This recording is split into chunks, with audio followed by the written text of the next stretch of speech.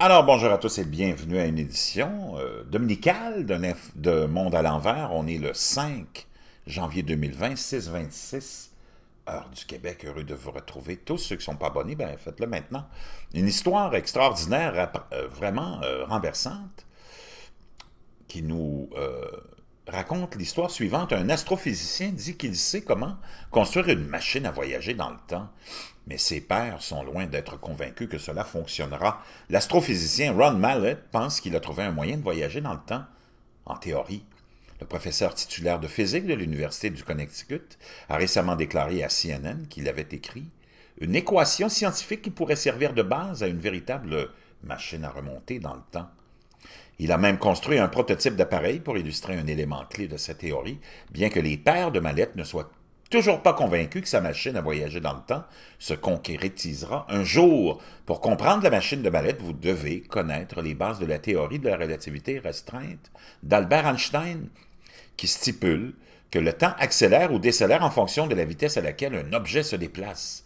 Sur la base de cette théorie, si une personne se trouvait dans un vaisseau spatial se déplaçant près de la vitesse de la lumière, le temps passerait plus lentement pour elle que pour quelqu'un qui est resté sur Terre. Essentiellement, l'astronaute pourrait parcourir l'espace pendant moins d'une semaine et quand il serait revenu sur Terre, 10 ans se seraient écoulés pour les personnes qu'ils avaient laissées derrière eux, faisant croire à l'astronaute qu'il avait voyagé dans le temps pour l'avenir.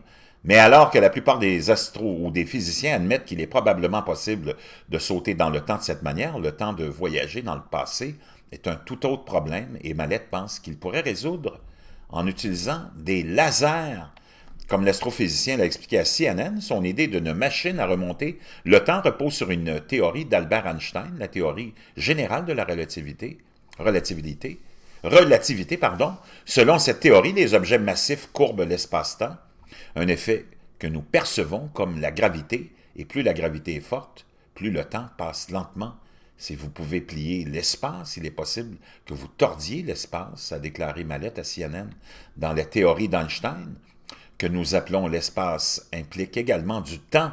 C'est pourquoi il est appelé espace-temps. Quoi que vous fassiez, pour l'espace arrive aussi au temps. Il pense qu'il est théoriquement possible de tordre le temps en une boucle qui permettrait un voyage dans le temps, dans le passé. Il a même construit un prototype montrant comment les lasers pourraient aider à atteindre cet objectif.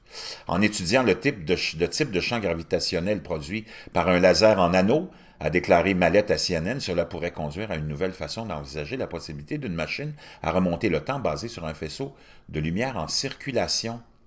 Aussi optimiste que puisse être Mallett à propos de son travail, cependant, ses pairs sont sceptiques quant au fait qu'il soit sur la voie d'une machine à travailler le temps.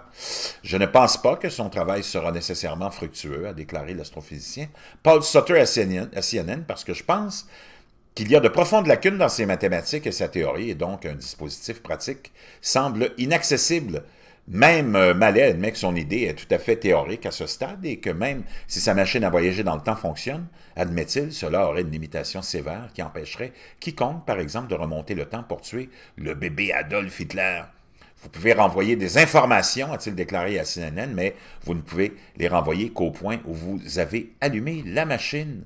Vraiment toujours, hein, on en est. C'est une idée qui disparaîtra jamais. Sûrement un jour, on arrivera probablement à vaincre cet obstacle-là, parce que c'est une obsession